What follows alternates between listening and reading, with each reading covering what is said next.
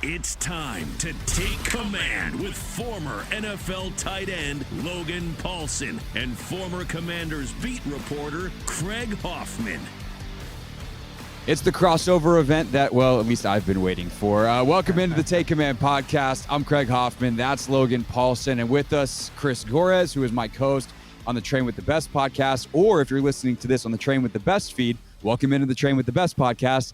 I'm Craig Hoffman. That's still Chris Gorres, and that's still Logan Paulsen. So we are live on Radio Row in Indianapolis at the NFL Combine. And what we want to do today is kind of take the fact that the three of us all have football experience, all are strength coaches. And are you counting your experience as football experience? I mean, I cover football. Okay. I host a football podcast. I host a radio show that is predominantly football. Chris, for those that don't know, new to the Take Command audience, played receiver at Cornell. So an actual D1 athlete. Smart and athletic. Yes. Yeah. Smart and enough. So, you know Smart something, Logan, that is very impressive for Chris. That's a common problem on our podcast. He's very good at math. Oh, is he? Incredible. That's good. That's a nice ad. Yeah. That's a nice ad to the podcast. We suck at it, frankly. But we want to go through the athletic testing and actually talk about how it translates for these guys at the combine, which I think is a unique take on a combine where everyone talks about the same five things all over again. So the gem of the combine, the crown jewel in terms of athletic testing, in terms of like the public sphere, right, is the 40. Does the 40 matter? I mean, like when you're watching film, like you have questions about a guy's overall speed, and that's just a nice kind of supplementary thing. What you're finding now, though, is when you talk to people, we went out last night talking to scouts, talking to coaches, and what you find is they're less concerned with the 40 time and more concerned with GPS numbers, right? So It's like, where is the 40 going to ultimately reside in the whole thing? And that's something that I think is going to be really interesting to see kind of moving forward this week. I know some people aren't going to run. But there's certain guys that I want to see run, like Jack Campbell, for example, from Iowa. He's super tight hip linebacker. He's probably the best linebacker in the draft. But I want to know how he's going to run, because if he can't run at all, he can't cover and he can't play in the NFL, unfortunately. So right, yeah, I think it's just a good baseline. And before we had GPS, this is what you had to go off of. You had a 40-yard dash time. And now, over the last few years, you have a GPS time, and you can even watch film. And there are apps and all kinds of data that you can take from somebody just watching their film and seeing what their peak velocity was on the field. And you see that like on sports science shows when you see Tyreek Hill running 24 miles per hour, whatever it is. Yeah. Traditionally what it was for somebody like a wide receiver, right? If you were somebody who runs short routes as a wide receiver in college, now the question for an NFL scout is, can you get over the top? Right. Is that a situation where you can't do it, or is it just because your college coach had you playing in this scheme? Yeah. So for a wide receiver, if you're just somebody who catches, in the slot, now they're looking at you as, can you do it all? That 40 time will tell me a little bit about, can you actually get deep, right? Yeah. But you look at a guy like Amon-Ra St. Brown. I mean, that's a guy that runs a 4.6, and you can't cover that guy. Yeah. He's an excellent route runner. So it doesn't tell you everything, but it's a piece of the puzzle. Yeah, I think it's a great point. Is like all of this stuff that we're going to talk about is a piece of a puzzle, but like every piece has its limitations. And one thing that we don't talk about a ton, Logan, is like the limitations of tape. Yeah. Like I think that's actually a really great point to think about. Is like you only see on tape what guys put on tape, and that translation of how it fits from what they did in college or whatever, in free agency, same thing, what they did in another scheme in the NFL to how it will work in your scheme is ultimately the $1 million or millions of dollar question of how does this player and their physical skill sets, their mental ability too, when you talk about tape, translate into what we want them to do. Yeah, so I think that's the interesting thing about, like, Traylon Burks is a good example of this. Like last year, like his film was crazy. Like it looked like he was going to run like a sub 4.4. He's 230 pounds body weight. He's 6'3". And then he comes to the combine. He runs a 4.5. He doesn't run a second 40 because he's happy with that number. He doesn't re-jump his vertical, right? And all these explosive measurements are down. So you kind of go back and you rewatch the film and say, how fast was he really? Like what's going on exactly? And it does give you some context. The other thing I think that's great about the 40 and this whole event is, quite frankly, like, the test is coming. How have you prepped for it, right? Mm-hmm. Now, like, Chris, like we all know, like they've gotten this down to like a science in terms of dropping tenths, the footwork on the 5.10 5s, the L drill, all that stuff. It's like, did you prep for it? Yep. Absolutely. This is the biggest job interview of your life. So did you prep for the interviews? Did you prep for this physical stuff? I think is another huge element too. That it gives me that informs me about your character in a way that is still valuable, even though the metrics aren't maybe as valuable as they used to be. No, that's an excellent point. And I think I've talked about it a lot with some of my fellow strength and conditioning coaches that are in the business of prepping these guys. Like, look, we know as a lineman, you're not going to run 40 yards. Yeah, right. We just know that. Right. You're not going to get into a track stance. But like you said, how willing are you to learn something, and how capable are you of learning something that you're uncomfortable with, that is completely new to you, and how much time do you put into preparing yourself for that? So, yeah, like what you said, I think it's a good measurement of just a kid's character. Yeah. And I don't know how much of that is ultimately going to get back to scouts, because like the strength coaches are not incentivized to drop their guys' draft stock. To be like, hey, that guy, not a great learner. And all of a sudden your resume says we got a bunch of 4th rounders instead of 2nd rounders. Right. But like it does tell you, obviously as a coach, about that. But the time will tell you though. Yeah, Because if they that's run a true too. respectable time, right? It's like, okay, yeah, he actually put the work in, versus, all right, he dogged it. He knows this is not important, so he ran a 5-2, and like also right? like Bryce Young's a really good example this year. It doesn't really matter what he runs in the 40, but everyone wants him to weigh over 200 pounds. Like he's known that since the last day of Alabama's season. Yeah. I don't care if he's drinking gallons of water before the weigh-in. Yeah. He should weigh in over 200 pounds, because that's what the scouts want to see. So it's the same thing with the 40. Prep the 40, prep the 5-10-5, kind of check those boxes. But like you're here to show something, right? You're on a job interview. Like all these steps are required to kind of fill out the process, and I think it's important. Right. Yeah. Well, I guess so. Let's even zoom out more. Then I want to go back into the 40 and talk about some, positional value of it and the splits and all that kind of stuff. But like, how much of this really, I guess the ultimate question is like, how much of getting the job in this case, if we think of the combine as a job interview, how much of the job interview actually tells you about doing the job? Because if Bryce Young weighs in at 200 pounds, great. But like, what's he going to play at? Right. Like if him playing at 200 pounds is him playing too heavy because he can't move like Bryce Young, like I don't care that he doesn't weigh 200 pounds, because I want him to go out and be the best football playing version of Bryce Young. And his weight has something to do with that because of his mobility and all that kind of stuff. Yeah. And I get it from like the dedication and like, can you prove it to me? Right. Yeah. But like, honestly, a lot of that feels like, it feels pretty empty. It's a little bit like macho rah-rah for sure. Yeah. But it's also, people want to see that. Like that's how I was as a player. That's how I was as a coach. Like, this is what they're looking at. This is what you're going to be evaluated on. I've had months to get this ready. And if I'm not ready for this answer on the test, like that's on me and that's on my staff and that's on my team. And what does that inform me about you? You knew like everybody since the end of the season, Mel Kiper, Daniel Jeremiah, any Logan, Paulson, any personnel person you're talking about is saying, is he going to weigh 200 pounds? Right. Just weigh 200 pounds. Like I said, it could be 12 pounds of water weight. Yeah. Coming to weigh 200 pounds. Yeah.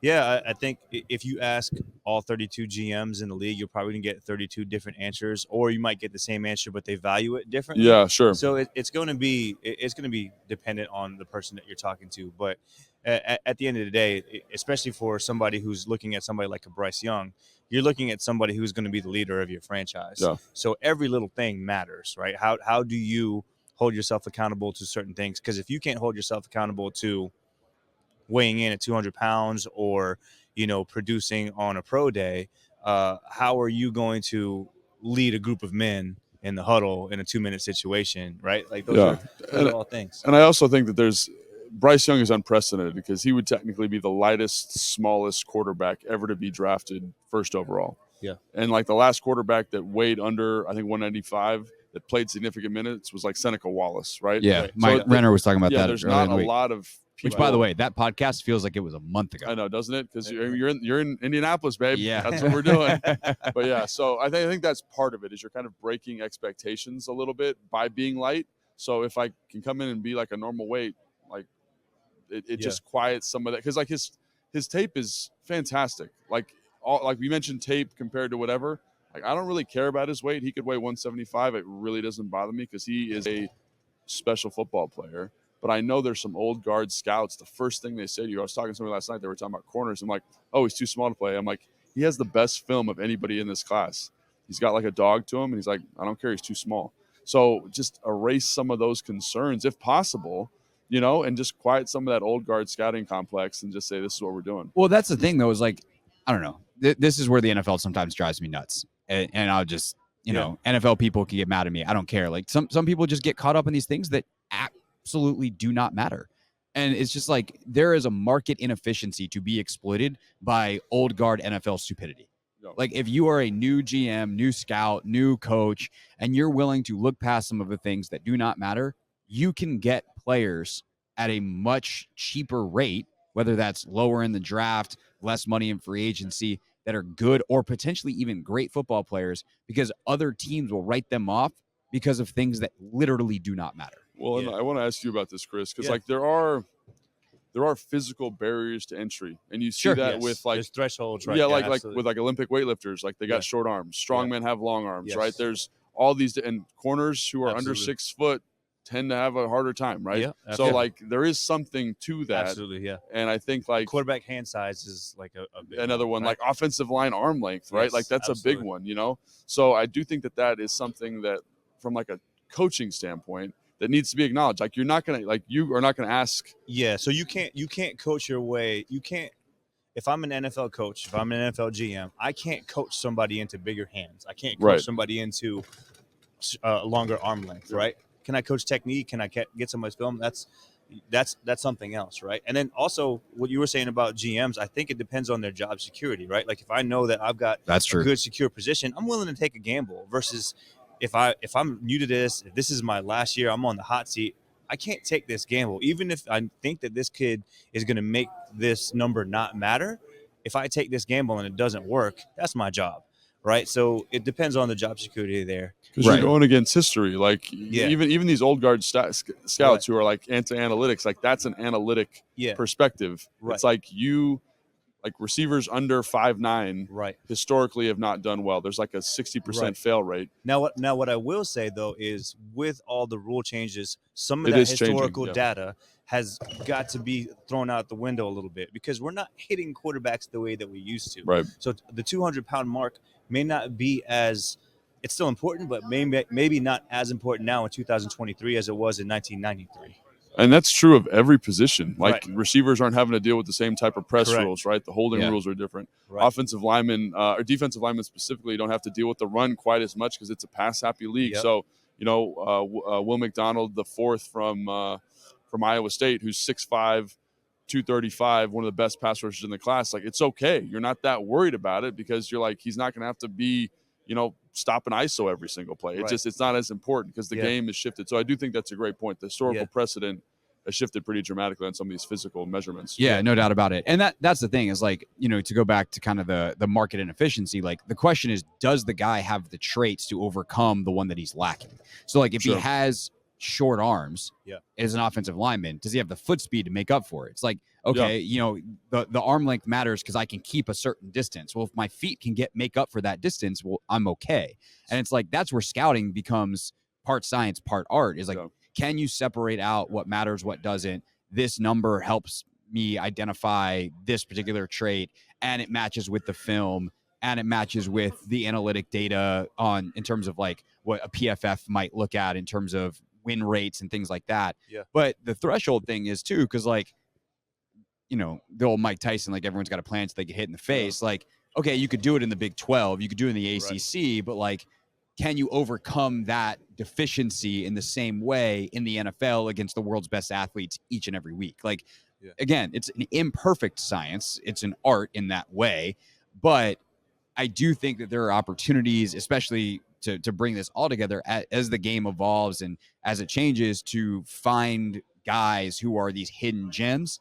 And often we look back and it's like, well, he was actually awesome in college. And it's like, well, then maybe we should have paid attention to the production over his arms being an inch and a half shorter than we wanted. Yeah, but I mean, production will lie to you, you know, and I think like it's so funny talking to these coaches like last night or throughout the year. It's like they want a little bit of a projection. And that's something I always have to remind myself when evaluating talent is as much as, you know, the film is really good, there has to be slack in the chain.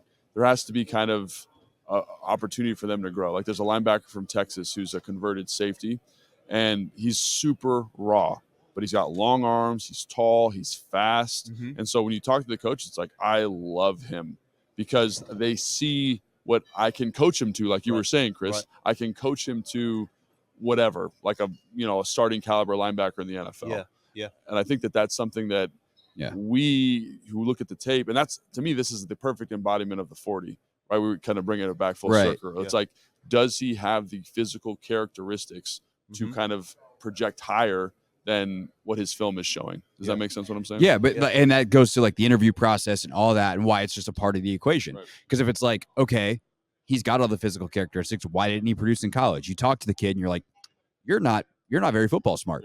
Okay, well, that projection doesn't mean, like, those physical traits don't project to anything other than a guy who could also perform well in the CrossFit games as opposed to a linebacker. But like, that's the thing. It's such a part, and it's a weighted equation, but like, it's not really an equation. It's that art element to the scouting and to drafting and picking the right free agent, et cetera. I think you have to know what you're looking for too, right? So I think you take a look at one of these GMs are looking for, and they're looking at the 40-yard dash, and they might not be looking at this guy as a wide receiver. They might be looking at him as a tight end. They might be looking at him as a running back. You know what I mean? Like, I think the best teams in the league, the GMs and the coaching staff, are lock in step with who they're drafting and what they're drafting them for. We're drafting them so that they can star in this role. Maybe not the role that they played in college, right? In basketball, we talk about all the time, like, hey, you don't need to be a star. You need to be a star in your role. Because if you play for the Boston Celtics, you're not going to shoot shots that are not catch and shoot unless your name is Jason Tatum or Jaylen Brown, right? So don't practice those moves. So when you're drafting somebody, I might not be looking to draft the best wide receiver because I'm not throwing him the ball if I've got, if I'm the Detroit Lions and I've got Amon-Ra St. Brown, or if I'm the Washington Commanders, I've got Terry McLaurin, I've got Jahan Dotson. I don't need the best wide receiver. I need somebody who's going to go win that jump ball in the red zone. You need a specific skill set. You need a special teams guy. A perfect example of this is like Kyle Shanahan. They always draft that Kyle Juszczyk type of player. He's always got that F back everywhere he's gone. He had it in Atlanta. He had DY when we were with the Washington Commanders, and DY was a linebacker in Villanova. So they're looking for specific skill sets, and can you do what we're going to have you do, right? Because we know the role that we're looking for, and can you fill that role? I do think it takes a really creative person to do that. Like Kyle, I remember having a conversation with him about J.D. McKissick, his first year in Atlanta, and he was like a fringe wide receiver. Right. And then J.D. went to Seattle, and they converted him to running back. And so Seattle was just matching J.D. with like base defense. And Kyle's like, Seattle wasn't doing anything creative, but Kyle was. I remember watching film with Kyle of JD, and he was like, they could line him up a receiver, and he would get a linebacker every single time. And I felt like that was the transition, right? Seeing a skill set in a receiver, saying he can play running back, and we can get these. And like, look at his every single player on that offense in San Francisco is that type of player. It's someone who's a little bit in between. Like George was a little bit short, a little bit underweight, but he's like hyper explosive and really good at what they need him to do, right? Deebo Samuel, Brandon Ayuk, Christian McCaffrey, right? Just the list, go down the list. And they've kind of made an art of finding that kind of tweener guy and finding a role in the offense for them. I think like, to go back to your NBA analogy, everyone's just looking for basketball players now. It's not like, we need a point guard. It's like, we need a basketball player. And if we could have and Golden State was the ultimate example, because they would literally play this lineup of Steph Curry and then 4, 6, 7 guys who could shoot, dribble, defend. And it's like, we'll make it work. And they did. They were the best, like, it's one of the best lineups in NBA history if you look at some of the advanced metrics, because they were just good at everything. And in a way, that's what Kyle's created. But it doesn't have to be that in terms of like, we want a bunch of versatile skill set guys. Like, you have to know exactly what you're looking for. And some teams might be like, if we can get a traditional Z or a traditional X or this particular type of tight end, or, I think line play gets you excited. Like, it does get me very excited. Offensive line play, like we've talked about Caleb McGarry a ton. Atlanta, super valuable for them. They'll probably re-sign him because he is exactly what they need. Other teams, if they sign Caleb McGarry, gigantic waste of money. Because they want a specific skill set in their tackles and their center and their guards. That doesn't translate to other systems. And it goes back to the evolution of the game too, of like, are you looking for a defensive lineman that's a 330-pound nose tackle anymore? No, that guy's going to get run off the field.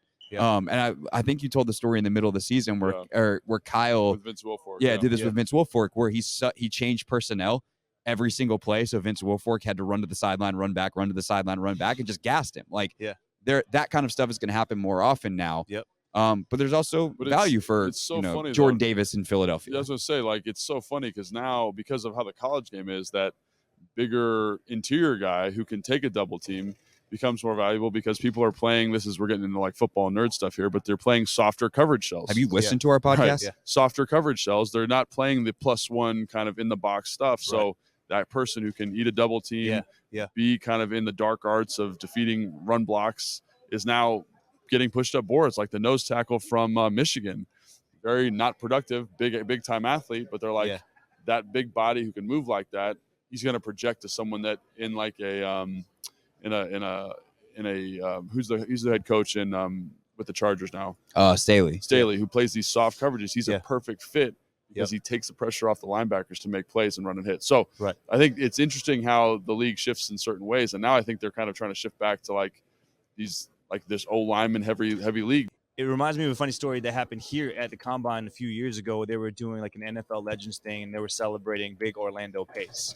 Oh, yeah. And I remember seeing Orlando Pace compared to the guys that were coming out in that draft. It was just a different body type of left tackle, right? And I think it's kind of emblematic of what we were just talking about with Vince Wilfork running on and off the field, where the defense has to adjust. Defenses have adjusted to the offenses running stretch zone instead of hat-on-the-hat blocking. Yeah. And now that defenses have adjusted, offenses are now adjusting back to, all right, well, you can't play us hat on the hat anymore because you drafted defensive linemen who can't stop the run. So, it's interesting to see. It reminds me of the Randy Moss draft too, right? When Randy Moss was in the division, everybody in that division just started drafting DBs because for us to get out of this division, we got to beat Randy Moss. For us to get out of the AFC West, we're going to have to cover people in Kansas City. Yeah. Right. So it's really interesting to see how the league just kind of goes in waves. It's cyclical. Yeah, for sure. All right. Let's go back through some of these drills and kind of circle back to the original thing. That was great.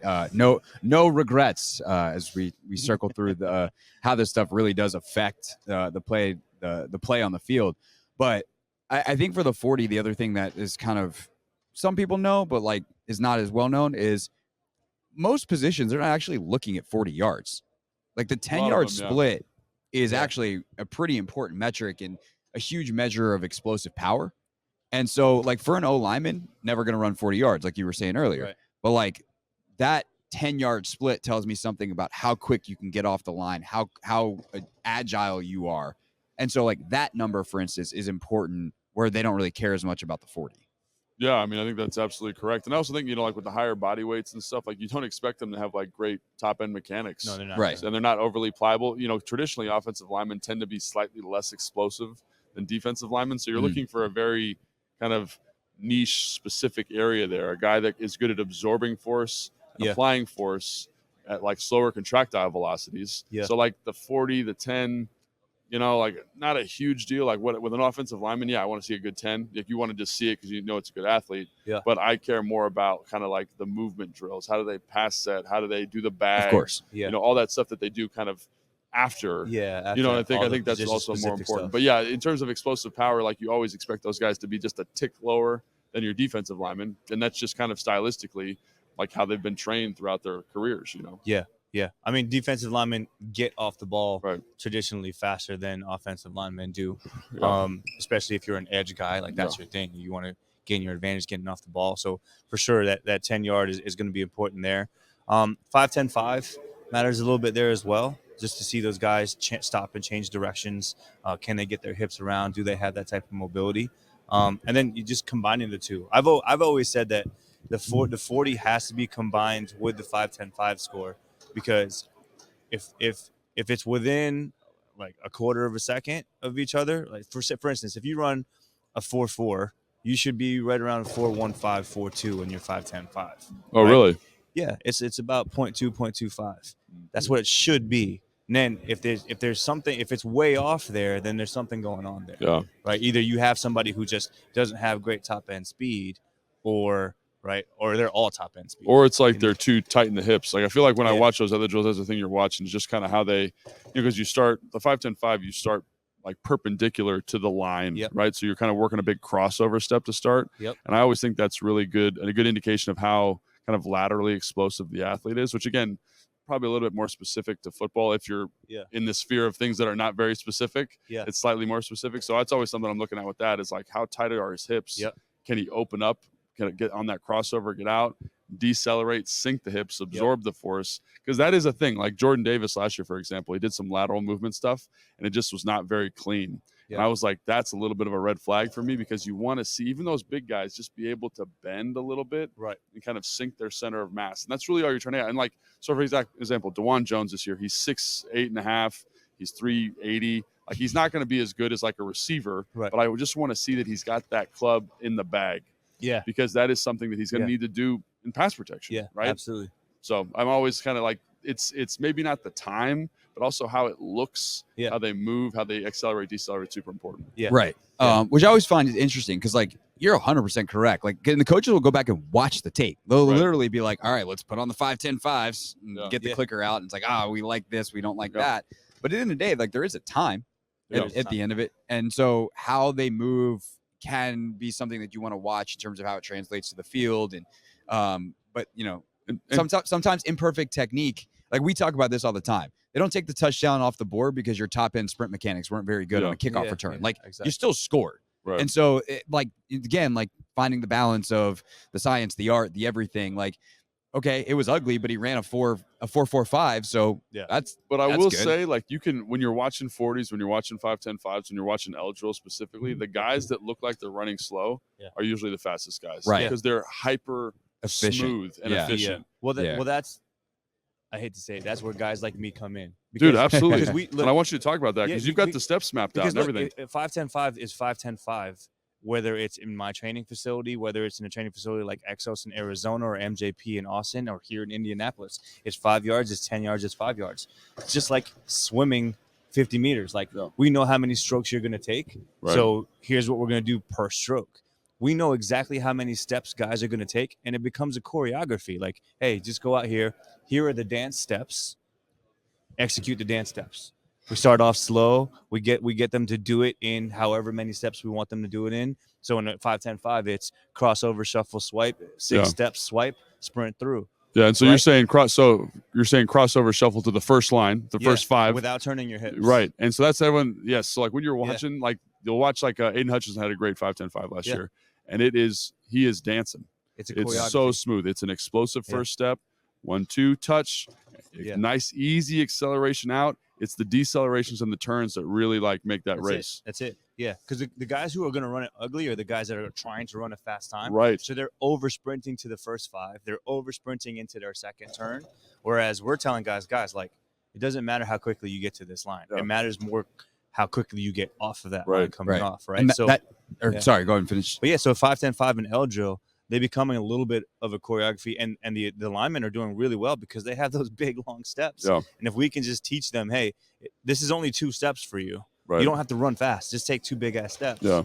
And you're there. Especially somebody who's like 6'6.5", 6'7". Like, absolutely. It's just like a nice, easy glide. But, so like when you're watching these at home, like make sure you check that out, because like the guy that's going to be super smooth is going to be really fast. And like Aiden Hutchinson again, or Trayvon Walker last year with the L drill, it looks like he's jogging. Yep. But he's just so smooth in his hips. There's no strain, no wasted movement. Absolutely. And there's no tension. Yes, no tension. And that's the thing, is like, that tells me what kind of athlete you are, because you're not stressed. You're just going to let your athleticism take over. There's a fluidity to how you move that everything looks easy. Like, there's 100% chance that someone will run a 4.3 this weekend, and Rich Eisen on the NFL Network is just like, oh, he made that look easy. Like, that's kind of actually the point. Right. Yeah. And so do you have that fluidity? Do you have that ease? And that goes for pretty much all of these drills. Any other ones we want to talk about? 5-10-5, we just talked about a little bit. L drill, broad jump, vert. I think the ones that people bench. sleep on the most, quite frankly, Chris, are broad jump and vertical. Broad jump and vert.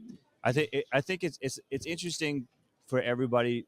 When I hear people talk about the events, it's interesting to listen to them. Where really what we're doing from a sports science perspective, when we're evaluating guys for sure, is we're pairing certain events and seeing where. So like I said, we pair the 40 with the 5-10-5, and we pair that first 10 with the broad jump. Yeah. Because that tells me a lot about Yes. Your this ability to person's- horizontally project, right? Exactly, right. So it's the pairing of the exercises that we look at. So I think that's a great point. Like Kyle Hamilton last year ran a bad 40 here. I think he was like a 4.6.5. Mhm. But all the guys who cover the combine were like, oh, he had a 37-inch vertical. Yeah. I think it was like an 11-foot broad. Yeah. And so those numbers, you're like, oh, it's okay. He's Yeah. got explosive characteristics Yeah. that make you say, even though he couldn't get his running mechanics together for this Sure. race, right? He couldn't get the steps right. He couldn't get the positions right because he's a taller dude, whatever it is. The explosive measurements are there, and I'm okay with a less efficient 40, if that makes sense. Exactly. Yeah. Exactly. And that's also something where you go back to the tape, right? And like talk about marrying the tape and the testing. Like if there's a bunch of balls where he's playing deep third or he's playing center of the field safety and he's supposed to go sideline to sideline. He's got like that cover one big scope and he's not getting to balls on the sideline. That tells you like, okay, maybe that top end speed isn't there. Maybe he's got some agility, some burst that shows up in the broad, shows up in the vert, might show up even in his first 10, but he doesn't have the top end. I feel like when people went back, now my memory might be foggy on this, but hopefully you remember, like I feel like when people watched Hamilton, they're like, I didn't really show up as much on tape, like maybe, but So I think just if I remember correctly, not a huge issue. there was like, broad jump's good, 5.10.5 was good, and he's basically like a Buffalo nickel now. They were like, he's not a post player. Right. Because of some of that. And I don't think it's necessarily top end speed, but I do think there was a tightness in his hips, which showed up in his L drill. Yep. Right. And you kind of say that L drill wasn't great. So go back and watch the film. You say, oh, he does have a hard time opening up. And like you mentioned, the fluidity. When you watch a really good, like Christian Gonzalez in this year's draft, for example, it's easy for him to open his hips and run. And obviously corner to safety a little different, but it's just effortless. It's like he was born doing it. And there's guys that struggle with it. And so you got to make sure you find, and Baltimore's done a good job of this. And Chris, you mentioned this, Craig, you mentioned this, of like knowing your scheme and knowing where he's going to fit in your scheme. Because Kyle Hamilton playing post safety for the Commanders is probably not the right decision. But him playing in the box near the line of scrimmage in that Buffalo nickel role, he could be a Pro Bowl player next year. And that's just making the right designation in your evaluation and using all of this data to kind of in conjunction with the film to support a player evaluation. Yeah, no doubt. All right, Logan, your favorite. Okay. Bench press. Bench press. Bench press. How much does bench press matter? How much did you bench press last night at 1:30 1:30 a.m. I didn't do bench last night. I was doing push-ups because we got to make do what we got to make do. Isometrics to isometric. 2 sets of 7-second overcoming isometric to 20 reps of push-ups. Yeah. There you go. So trying to get that done. Just trying to get huge, bro. Wait. All right. So for people who don't know what overcoming isometric is, it's when you're trying to push something that's not going to move. Right. So 7 seconds is a long time. So I'm trying to push like between 5 and 10. If I'm looking for a little more volume, 10, just to kind of keep that tension on the muscle. But 7's a bit of a grind, no doubt. Yeah, it's a grind. Sure. Like we usually go in threes. Well, now we'll do 3 sets of 3 back to back to back. Yeah. So when you're looking like 7-second hold. This is sorry for this nerdy strength. This is the train with the best portion of the podcast. So, but like when you look at the research, if you're looking for like a max contraction, and you're looking for like impulse more with a 3-second one, like kind of dynamic start into it. I'm looking for like I get tension and I'm literally trying to like rip the muscle off the tendon is my goal, right? That's what I'm trying to think about because it's I'm using it as a way to get progressive overload without actually having progressive overload, if that makes sense. Yes, without having shearing force on the joints. Sure, correct. Yes. Yeah. So there we go. So now we know Logan's 1:30 a.m. workout when he got back last night. No more nerdy stuff. Yeah. So with regards to the bench press is maybe the least important, but for me, it just shows you kind of a mentality, right? Are you a grinder? Do you like the weight room? Like that's kind of what I'm looking for. If the number is like, so for tight ends, for example, like when I played, if you didn't get above 25, you were not, you were like soft basically. Right. And now it's like you hit 15, everything's fine. And it really just shows you kind of A, how strength conditioning has changed. Yes. And B, just like people understand that it's not that absolute strength value. Yeah. And strength endurance value that you get from the bench press is not important, but you just want to make sure that the guy is not allergic to touching weights and allergic to extra stuff. That's all you're trying to make sure, right? Yeah. Is I that like how you said that. Yeah, he's not going to be scared of it. Yeah. Yeah. Because like you said, from a sports science perspective, like the value that 225 for reps gives you is not a lot. That's not even something that we would even care to improve in real life scenario. But yeah, it is fun to go in there and just, like you said, see how guys embrace it. Yeah. Because we got our boy Chad out there, and he's giving people heat, as they say, smacking them on the chest, smacking them on the back, getting them to get into that rah-rah mode, which look, you're going to need that because Yeah. there's going to be in an NFL season, there's going to be days where you don't want to be there. You know what I mean? Or it's a bit of a grind to be there, and you've got a 6 a.m. lift. Like, hey, how are you going to pump yourself up to get through this? Sure. Chad's going to smack me. That's how. Chad and Jake they're both the Commander strength coaches for people who don't know who those guys are. Yeah. But yeah, so to me, like when a guy comes out, like for example, a couple years ago, an offensive lineman came out and did like 6 reps. It's not like a huge deal because he's a good football player, but I'm also like, how is he as a worker? Like, and how is he as a worker with stuff that is not practice? Yeah. Because you want someone who's a little bit of a self-starter. So you just want to make sure that, to me, that's what that shows. Yeah. Are you a worker? Are you going to grind? Or are you going to do the other things to help you kind of progress as a player? Kind of in the same way that like the 40 is more applicable because it does give you that like raw speed value, which I think is way more significant. Yeah. But just to making sure that you're not like a total turd, basically. Yeah. The bench press, the turd preventer test. The turd something. preventer test. I like it. That's. I mean, that's like a quote right so there. Yeah, like and you know, people like the bench press. Everyone gets all, but it's like in terms of things that I'm looking at, like. It's probably if you want to know, like honestly, what I do, like so after the combine and after pro days, I'll go through and I'll just look at 40 times, and I'll say how fast are these guys running. I'll look at arm length. That's a big one. Like if I haven't watched your film yet, just to kind of triage that last 100 guys. Yeah. 40, vertical, broad jump, and then arm length. Those are the 4 metrics I look at, just as a way to kind of say there's explosive measurements here, there's speed here, and this guy's got good length for the position, and then you just move on. So. All right. Last thing I want to do. There's so much. I feel like we did this in like a round table a couple of years ago. We've been doing, podcasts at the combine for 5 years now.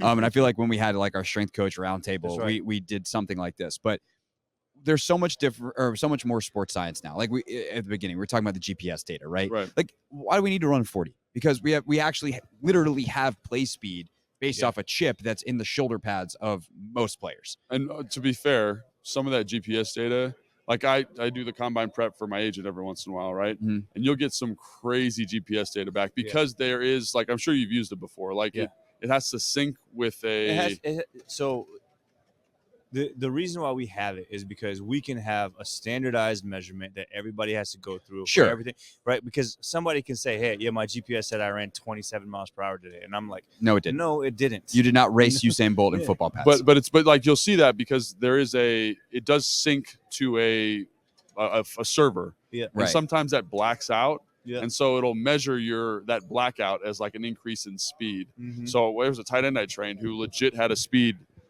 top speed of GPS at 26 miles an hour. And I was like, you're fast, but there's no way you're that fast. And everyone knew it. That's 4.5 miles per hour faster than Tyreek Hill. So there is some deviation, obviously, in that. And so, again, the combine, the 40 just kind of says, hey, does it coincide with what you're seeing on film? Does it coincide with the GPS data? And what you're saying now is like you can actually do it off of video because they can see. That's cool. I never heard that before. So they can see like how much distance you covered. Right.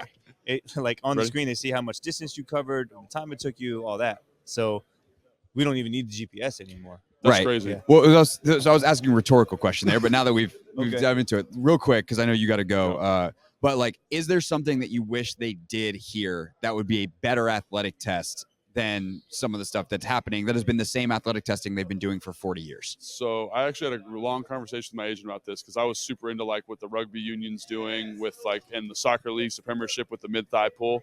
And I thought this is what you got to do. You're going to get max power output. It's way better than the freaking bench press. Have them throw a med ball, standardized med ball throw like over the head, whatever. And then my agent was like, well, one of the benefits of the combine, and this I thought was really brilliant, is now you have how long they've been doing the combine? 40 years. 30, 40 years worth of data combine, to go back. And you can just kind of, it's apples to apples as opposed to say. And that's exactly why it's never going to change. Right. Yeah. But I would like to see a mid-thigh pull, and I'd like to see a med ball throw. Is what I would like to see added. Yeah. Sounds good to me. Because like, also, when you bring guys in, you can do some testing, I think, on the visits. Usually they do. Like, it's pretty chill. They might do like a force plate test. Yeah. Or like a weigh-in. And I'm sure there's some of that stuff that like the force plate testing was one that I was thinking about. Yeah. And like that might be part of the medical that happens behind the scenes. Medical. So, then that's like an injury prevention screening as much as anything else. All right. Thanks for listening. Wherever you're listening, Train with the best, take command, subscribe if you're not subscribed. If you're subscribed to one but not the other, do that. And we'll see you next time on whichever podcast you're listening to right now. Thanks for watching this clip of Take Command. First, why don't you like it? It lets other people know that it was good, and then they should watch it too. And Logan, we have a new exclusive home for full episodes. We do. 1067 The Fans YouTube page. Go check it out and please subscribe. Yeah, do what Logan said. Do He's it. Very, very smart.